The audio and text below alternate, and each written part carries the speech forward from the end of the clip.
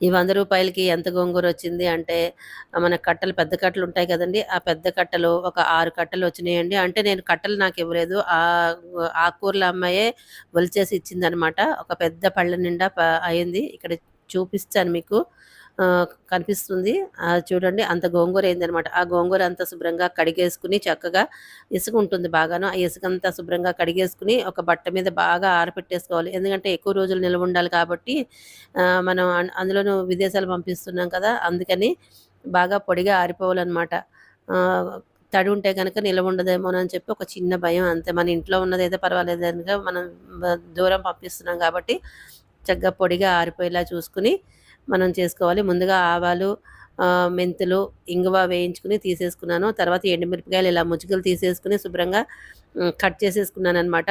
చిన్న చిన్న ముక్కల కింద కట్ చేసుకొని వేయించుకోండి. అలా అయితేనే లోపల నుంచి వేగుతుంది. నేనెప్పుడు